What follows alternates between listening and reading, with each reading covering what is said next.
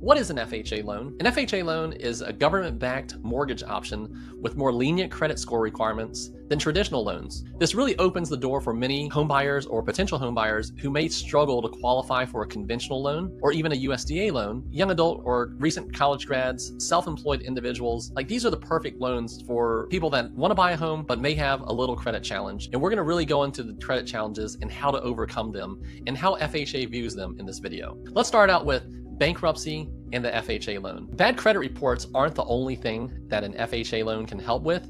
If you've been through bankruptcy, it's not the end either. With FHA loans, bankruptcies do have a set waiting time. So on a Chapter 13, it is 1 year waiting period. And then on a Chapter 7, it is a 2-year waiting period. It doesn't guarantee an automatic approval. So here's the deal. If you were recently dismissed within 2 years of filing bankruptcy, your application is probably going to need a closer look by the loan officer instead of an automatic okay, because we actually have to go back and look at the last 12 months of payment history just to see why the bankruptcy was filed, why it was dismissed, why the credit challenge that led to the initial filing of the bankruptcy won't happen again. However, if it was dismissed more than 2 years ago with good credit, this is very likely to get an automatic approval, and it will not require a manual underwrite. The key thing is your payment history since the dismissal don't have a waiting period. However, we are looking to make sure that payment history is good and there haven't been any lates in the last 12 months. We talked about dismissals of bankruptcy. Let's now talk about a discharge of a bankruptcy. The dismissal says that, hey, I filed for bankruptcy. However, I decided not to complete the bankruptcy. And a Chapter 7 bankruptcy is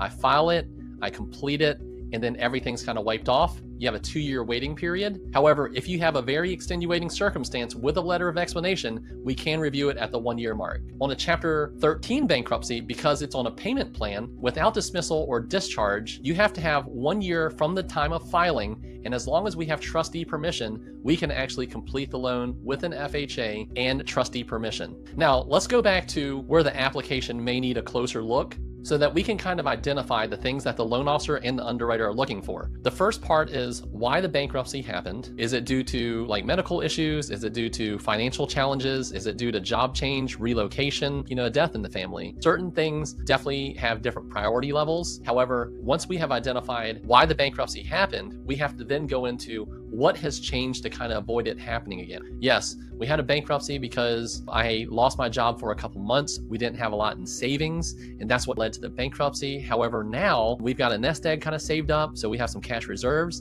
And with those cash reserves or any of the other compensating factors, which we'll cover later on in this video, that would help you justify a manual underwrite, so an underwriter can actually go into the file, look at it and say, yes, this is good, we'll sign off on the loan and I'll accept the letter of explanation. So now that we understand the bankruptcy, let's take a look at what the loan officer is going to be looking for to help you get approved. And the payment will have to include your PITI, so your principal, interest, taxes, and insurance. Now, this money has to be your money. It has to be in your account. It has to be liquid. And with those cash reserves, it could be the difference between an approval, automated, and having a lower interest rate versus a manual underwrite, which would require an underwriter to kind of go in there and check the compensating factors to approve the loan. Next, do you have a good payment history and are you making it on time after the bankruptcy? When my kids were growing up, there's light sockets all around the house, right? We put plugs in it, and if they put their finger into that light socket and they got zapped the first time, have they learned their lesson? Are they going to go back in, pull the light socket cover out and stick their finger in again? If they have, then they haven't learned. Same thing on a bankruptcy, okay? We want to see that you've made improvements and everything's gotten better. So the next thing that underwriters or loan officers are looking for is, do you have something positive going on for you financially, like a low debt to income ratio, or do you have a high debt to income ratio? The lower the debt to income ratio, the higher the likelihood of getting a manual underwrite. Bankruptcies can definitely stay on your credit report for 7 to 10 years.